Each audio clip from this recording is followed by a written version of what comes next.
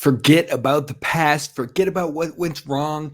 It is time for Axe Week. The Gophers have their biggest matchup, bowl eligibility on the line, and keeping that axe here back to back to back. We're diving in deep today. Hey, you are Locked On Golden Gophers. No matter what we're going to do here, we're just going to keep rowing. Your daily podcast on the Minnesota Golden Gophers. However it turns out, we're just going to keep rowing. Part of the Locked On Podcast Network. Your team every day. We're just going to keep rowing, and keep rowing.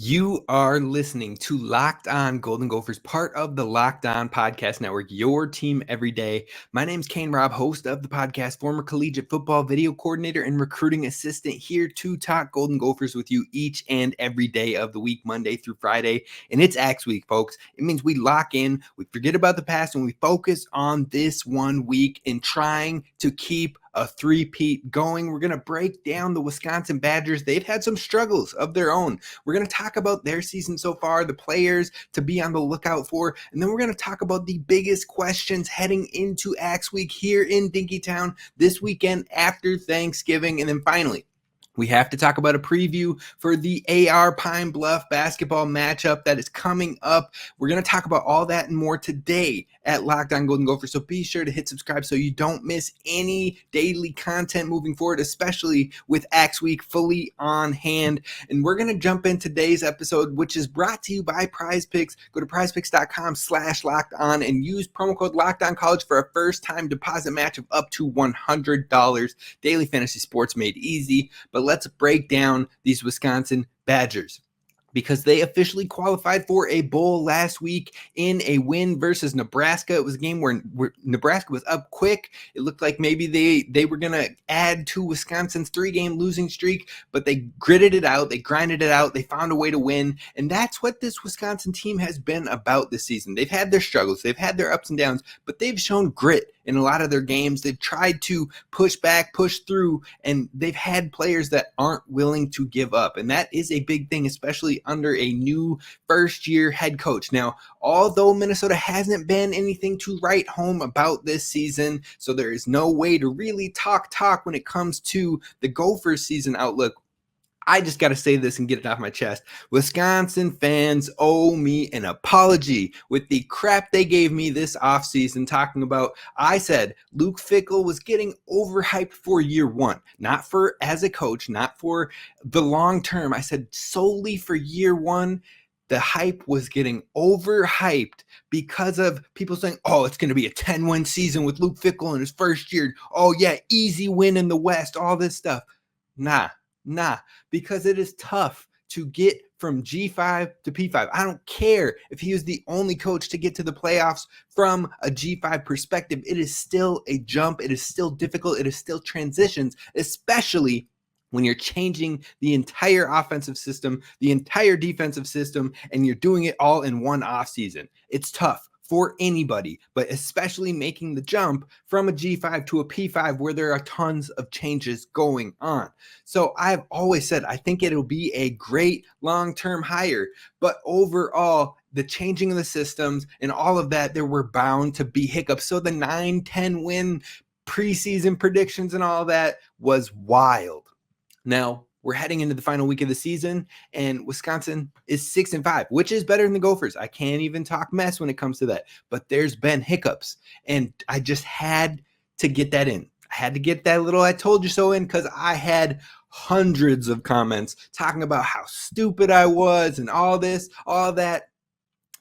Great to look back and see what happened. It is great to look back and see what happened. So now, all of that said, Wisconsin is a team, even through the struggles, has found grit with the way that Minnesota has been playing down the stretch. My feeling heading into this game is absolutely wobbly at best. But regardless, usually when you play your rivals on both sides, Wisconsin and Minnesota, you come and you bring your best ball, because versus a rival, it just means more. Regardless of a down year, regardless of any struggles, it's going to be all-out brawls to keep or bring back the axe. So let's break down this Badgers team. Now we're looking at the quarterback first. Tanner Mordecai is the transfer who came in. He is QB1. Now he has had some injuries on the season as well, but he started his first 6 games before being injured in the Iowa matchup. He missed 3 games before coming back versus Northwestern 2 weeks ago. And so far on the season, Tanner Mordecai has 1,542 pass yards with 4 touchdowns and 3 interceptions. Now coming into the season, he was known to have these huge, gaudy numbers, over 300 yards often, lots of passing touchdowns with SMU, but also a decent amount of turnovers. Now, the gaudy numbers have come down a bit this season. There haven't been all those crazy numbers, crazy production, but also he's taken better care of the football in this season, and he doesn't put it in harm's way as much. So a different Tanner Mordecai than we've seen in his tenure as a collegiate quarterback. But overall, I think he's a gritty quarterback who is sitting around 65% completion rate. The Badgers also have someone behind him they feel confident in Braden Locke. Now, he held his own in the few games that he played with Mordecai out. He had 778 passing yards, 5 touchdowns to 1 interception during that Mordecai injury. But like Ethan Kaliakmanis, Braden Locke also has issues with actual completion percentage and getting the consistency and the right placement and stuff. There are moments where that is just not a strength of his. So he's got some upside long-term to him, but he doesn't have to start, which is the difference between our 2 quarterback situations right now. But you kick it over to the running backs. You've got Braylon Allen. He's a dog. He's a beast. He's a dude. We've talked about him in the offseason. I give him credit where credit is due. I've got respect for him. He has dealt with injuries on this season as well, but even dinged up, he has 819 rushing yards and 10 touchdowns on the ground. Plus, especially early in the year, he was heavily involved in the pass game with his usage, seeing 7 receptions, 6 receptions, getting some work there. Now, as the season has went on, as he's been fighting through injury, you haven't seen as much passing usage, but it's there. The ability is more than there. Now, beyond Braylon Allen, their partner in crime, running back Ches Malusi, was hurt in Game 4 and lost for the season due to injury. He had 307 yards and 4 touchdowns in those first 4 games. And on top of that, now the number 2 is now Jackson Acker. I think that's how you say his last name. He's now the number 2 guy. He's not the most explosive, not the same type of fire and threat as a running back, as a Braylon Allen, or as a Ches Malusi, but he is serviceable and he gets the job done. So he's definitely a respectable number 2 back to have out there. But when it comes to the running backs, we've been able to slow Braylon Allen down 2 years ago, and last year I don't think he played the game. I believe he stood out of that game versus Minnesota. But you move on to the wide receivers. Now, this is what was talked about all offseason. Air raid offense, they're going to pass the ball like crazy. And they have passed the ball more, but it hasn't been to the extent that people were expecting. That being said, this offseason, I mentioned I was a fan of DK's game, and he has been up and down to start. But again, he had an injury bug bite him in this season, and it has not been kind to Wisconsin's offense, just like it hasn't been kind to Minnesota's defense. We have suffered from a lot of injuries on the season. That being said, Will Pauling, a transfer from Cincinnati, he has been playing very well for Wisconsin. His 675 yards is currently 5th in the Big Ten, which is respectable. He has 3 touchdowns to pair with it, which is fine. But the Rutgers game, since that Rutgers game, he has had at least a minimum of 50 yards in every single game since then. Now, you pair him and DK, who just came back from injury, with Skylar Bell and Bryson Green. Now, Bryson Green is questionable with injury. I think Pauling is actually questionable with injury as well. So this wide receivers room is a little dinged up. We'll see who comes to play this Saturday. But Skylar Bell, Bryson Green, the transfer from OK State, they've been solid and contributing as well. They have a rock-solid 4 receivers that can get production going. But CJ Williams, who I was scolded for not calling a top 10 wide receiver in the Big Ten, he has a subtle 15 receptions and 148 yards so far through 11 games on the season. Now, the wide receivers are respectable as a core, and they can spread it around when fully healthy. So Minnesota is going to have to try and get some things together to slow the offense down from moving the ball, which they've struggled to do in the last few games. Ohio State has picked us apart not only through the air, but on the ground. Purdue, both cases, again, on the through the air and on the ground. We have to find a way to get things together. The defensive injuries the last 2 weeks have been pitiful, but at the same time, you have to find a way. Now, you move on to the tight ends. The lack of tight end usage isn't completely unforeseen with the system change, but I am slightly surprised that only the 3 tight ends in this offense have had any receptions this season, but not one of them has had more than 8 receptions on the season. So overall, none of them have gone over 100 yards, and only 1 touchdown through all 3 of them combined with Ashcraft. So overall, I think Ashcraft, Rucci, and Nowakowski are the 3 tight ends who have seen any receptions in the year, but they are not heavily involved in this offense. Finally, you look at the offensive line on this side of the ball. They've given up 18 sacks on the year, which is 41st in the nation. They've held their own, but they also have suffered from bad penalties on the season that have killed drives. So hopefully that continues against the Gophers this weekend. Now you flip to the defense. I want to keep the defense brief, but they, in most statistical categories, they've been pretty good. They're probably underrated at best, from what I've seen. 27th in pass defense, 45th in rush defense, 36th in total defense, 24th in scoring defense. Turnovers haven't been a big thing, tied for 79th, but it's tied for 38th in sacks averaged per game. Now, honestly, we haven't heard a ton about Wisconsin's defense, but those numbers show they are right on the verge of being a 25 to top 30 defense in the entire country, which is respectable. It's a lot better than what the Gophers have been doing consistently from basis to basis this season. But the names to know on defense, Hunter Wohler, he has been one of their best players, leads the team in tackles by a wide margin, 101 tackles, 1 sack, 2 interceptions, but he suffered an injury against Nebraska, so we will see if he will be suited up this weekend in this rivalry matchup. Now, their secondary also contains Ricardo Hallman, who has had a very solid season, 5 pass breakups, 5 interceptions. He's all over the field, but the deepest group for this defense is the linebackers and outside linebacker rushers, Jake Chaney, Jordan Turner, CJ Goetz, Mema Njongmeta, and Daryl Peterson. Those 5 linebackers have combined for 260 tackles on the season. None of them have less than 40 as an individual, and 17 and a half sacks on the season. None of them have less than 3 as an individual. Plus 7 PBUs, so the defense holds its own. It's got some depth to it, and the Gophers are going to have a challenge here in Dinkytown. Now, what we're going to talk about next is major question marks heading into the final week of the season. I've got a handful, and we got to dive in coming up next.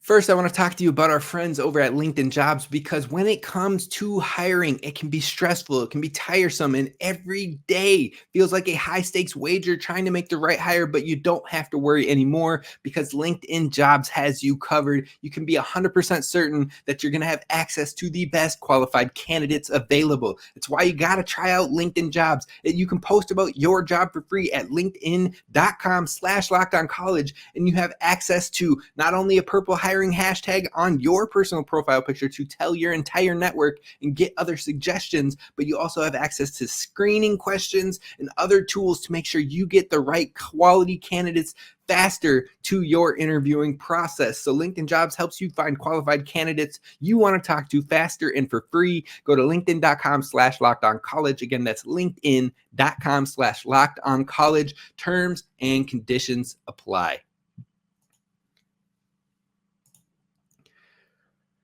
All right, Gophers fans, let's talk about the major question marks heading into the final week against the Wisconsin Badgers. Now, the first question overall is injuries. Who is back? Is Darius Taylor back for the final regular season game of the season? We haven't seen him since Iowa. He's played in a total of 5 games, though the first game, even though it counts and it burned his red shirt, he didn't really have any opportunities in that game. He had 1 touch for 3 yards.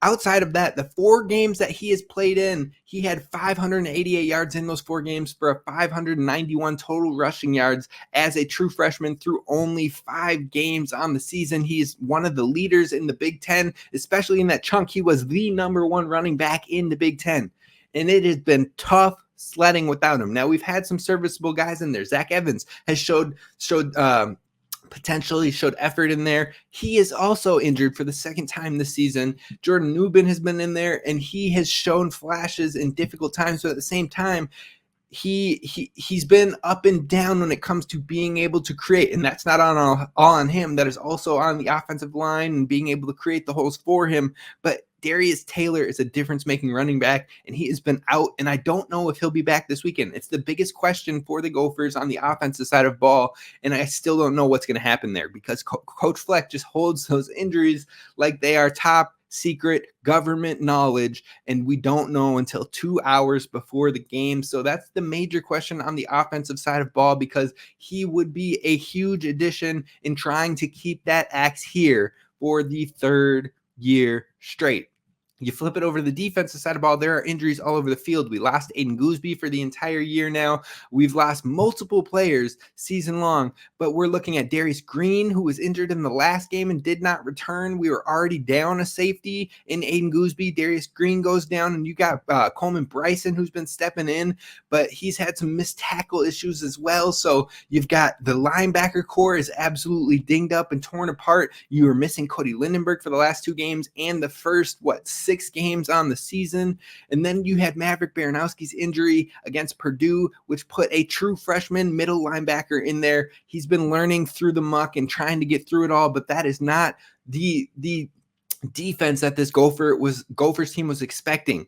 And so you're missing a huge key pieces, Cody Lindenberg being the main one. Will he be back? He played 2 games, then he missed 2 more games, and now we're in the final game of the season, and hopefully he is back because he is the engine of this defense. Tyler Nubin could be the best player on the defense, but Cody Lindenberg is the engine that drives this thing, and missing him is missing a huge weapon for the Gophers, especially having to go against Braylon Allen, a running back who can run through almost anybody. We're going to need Cody Lindenberg in this one, and it just comes down to, will he be healthy enough to play without risking any other injuries?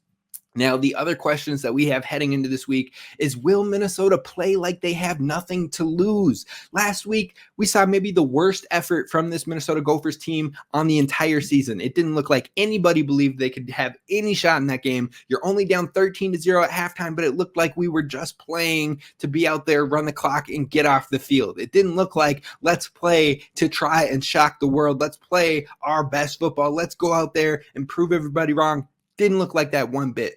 Can Minnesota do that against their rival in a game that should be a game that will be competitive? It should be an opportunity where the Gophers can get right, and not necessarily, it's not a lock for a win or anything like that, but it's an opportunity for the Gophers to put some things together and show that through the injuries, through the adversity, that you can fight through it all. And that is a huge question. Can you go out there and be aggressive, take shots on 3rd and long, take shots on 4th at times, go out there and try to prove the world wrong, that this Gophers team isn't a bad team. It's just had its hiccups, it's had its adversity, and they can go out there and win both rivalry games in one season. Now, can Minnesota do that? That's a huge question, because they haven't won both rivalry games in the same season since 1990. 1990. Now, the first time that these 2 trophies have been in Dinkytown at the same time is 93, but that was because like we are similarly experiencing, they had a win from the year prior, and then they had a win in the same season, so both trophies were there for a limited time. Let's not make that the only case this year. You got to go out there, you got to get the win, and it would be the first time that they beat both Iowa and Wisconsin in the same season since 1990 and 1989, where they did it in back-to-back years. Make 2023 the next time, because it's been far too long.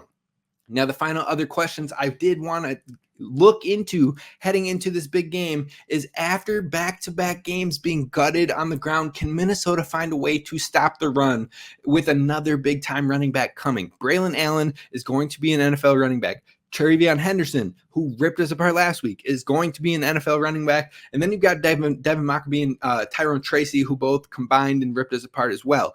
You got to find a way to slow it down. Prior to those 2 games, Minnesota had been a really good run defense team, but had its struggles on the passing defensive end. Now, the last 2 games, both ends have been extremely unproductive. That comes with young guys being on the field and not fighting through the injuries and whatnot, but can they figure it out? Now is the 3rd time where those young guys have had 2 games of experience. They've had 2.5 weeks of practice. How can you clean it up and slow down the run game? You have to figure it out heading into this week. Otherwise, It's just going to be tough. It's going to be tough. But the biggest thing that I need to bring up in this show and talk about, the biggest question is, even though fans have a disdain for lower tier bowl game and all of that, it is still important for Minnesota to get this win and get bowl eligible. Not because of the bowl, not heading to Detroit or wherever else they'll end up in a low tier bowl game, but because you get those extra practices, because you get the opportunity, even though your seniors probably don't play in the bowl game, they get ready to head off to NFL opportunities and things like that, or at least some of the seniors, even though you might not have them in the bowl game, you get the opportunity to put newer, younger faces into extra practices and get them extra time and get an extra kickstart on your offseason and game-like preparation before you actually hit the offseason. So it is pertinent that the Minnesota Golden Gophers find a way to get this win and get a bowl game opportunity for the extra practices and to hopefully quiet some of the noise, because you know what? The noise is getting louder and louder with every unrespectable loss and games where we don't look like we're fighting or trying or even in there to win it. Each and every one of those piling on has had some noise coming from the fans of what is happening. This is year 7. What is coaching doing? And it's going to get louder if you finish the season without a bowl game, losing to your rival, and having only 5 wins on a season. So you have to turn it on, and you have to answer that question this week, get the bowl game, and quiet down the noise. Now, the final thing we're going to talk about today is the men's basketball team. We're previewing the game against AR Pine-Bluff, who is an opponent we saw last season. I'm going to tell you why the Gophers should dominate that game coming up next. First, I want to talk to you about our friends over at PrizePicks, because if you like daily fantasy sports made easy, then PrizePicks is the place for you. Now, I'm over on PrizePicks right now, and I am taking a look at the lines for the NBA games tonight. And if you're trying to win some easy cash and you want to have some fun doing it, playing daily fantasy sports, then head on over to prizepicks.com/LockedOnCollege. Use promo code LockedOnCollege and you will get a first-time deposit match of up to $100. That means you put in $100, you get $100. That's $200 straight in your account. If you're not going for $100 right there, you're like, I'll test the waters, put in $20. You'll still get another $20 back. That's $40 to you, and you simply press over or under on player stats, whether it be yardage, total touchdowns, whether it be rebounds, points, you name it. You go on there, and if you string together enough, you can win up to 25 times your money.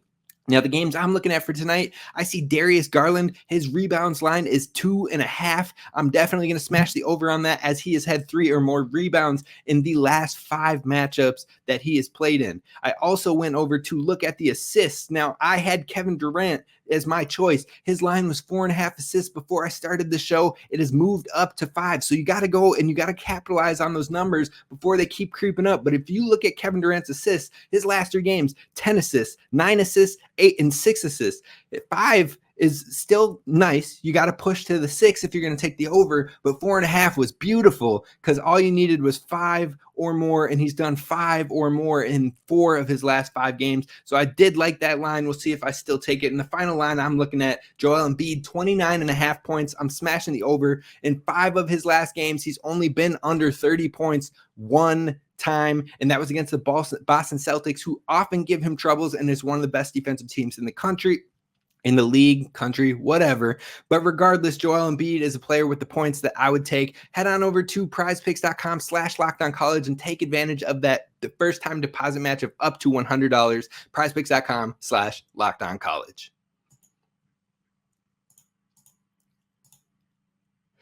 All right, Gophers fans, let's talk about the men's hoops. We're going to wrap it up with a quick preview against Arkansas Pine-Bluff. Now, the team that is already 3-2, Arkansas Pine-Bluff, we have had a common opponent with them. We've both played Missouri. Now, Missouri beat both of our teams, and Missouri absolutely dominated the AR Pine-Bluff game. They won by 22 points, and it was a game that wasn't particularly close. On the flip side, the Gophers were up by 20 points with 10 minutes remaining, found a way to blow that lead and lose by, I believe, 2 points. It might have been 1 point. I can't remember. It hurts. I think it was 70-68. It was 2 points.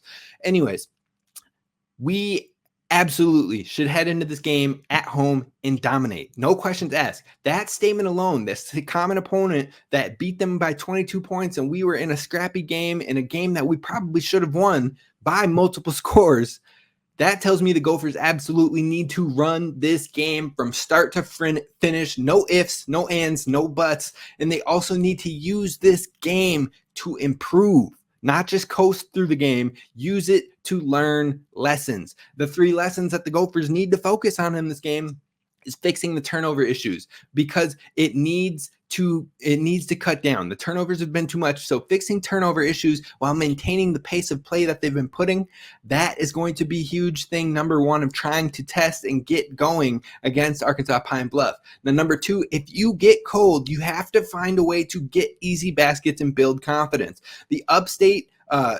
think it was South Carolina Upstate, they came in and they played rock solid defense. They gave the Gophers troubles at times, and the Gophers put them away late. But the thing is, even if you have trouble scoring, if you get cold, if you get to you have to find ways to get easy baskets and build up the confidence and then take the game over, especially against teams that shouldn't be hanging around with you. Because as we get to the Big Ten schedule, there's going to be moments of cold streaks. How do the Gophers respond? Last season, they got way too caught up in hanging their heads and being down, and all of a sudden, the cold streak was defeating for them.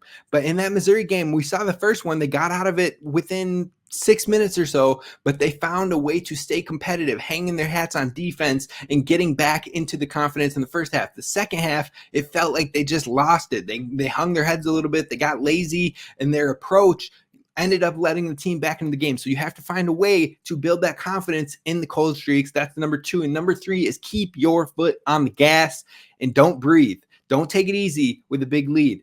Keep going, acting like you are down by 5 points, acting like you are up by 2 points, and it is a single possession game. That is the approach this Gophers team needs to take on offense, even in a game that seems like it should be well in hand. Now, this was a game that was played by Minnesota last year. It was one of their 9 wins last year in the season, and it was an 18-point win at that. This team is much better than that last year's team. So you need to win this game more in hand and more comfortably than you did last year to keep showing improvement and growth. Carrington last year had his career high, I believe, of 20 points last year, 4 for 7 from deep, also had 4 rebounds and a steal. He was big time for the Gophers in this matchup, but Minnesota only won the battle of the boards last season by 2 rebounds. So you'll need to do even more this year, improve and protect home court. Now, I expect a lot of growth minutes for Cam Christie in this matchup. Also, I think Minnesota's going to test offensive sets with Payne and getting him more comfortable on the floor as he's been getting more and more opportunities. And also with Joshua Joseph in driving and cutting, getting those 2 more involved and getting offensive sets run through them is going to be huge for the Gophers in the long-term aspects of this season. Now, there might also be some more pick and roll sets run in this game in particular to help get different offensive approaches going for the season, but it needs to be a clean and decisive win for the Gophers before their first road game coming up after that in San Francisco, where they will take on San Francisco at Oracle Arena. And you know what? San Francisco is currently favored 58% in that game over on ESPN's prediction. And you know what? I think those odds are pretty disrespectful for what this Gophers team has put together so far this season. So I think that those odds will shrink if Minnesota can easily and convincingly get a huge win against AR Pine-Bluff. And then it should be more close to a 50% game, 50-50. And I think that's the next tough challenge for this Gophers team, is then heading out to San Francisco, first road game versus a quality opponent, and going and proving you can get the victory. We're going to find out if they can do it. And I wish you all a happy Thanksgiving this week. We're going to talk about Wisconsin all week, including tomorrow. So I will see you then. Row the boat. Sky you my go Gophers. And as always, don't forget to subscribe.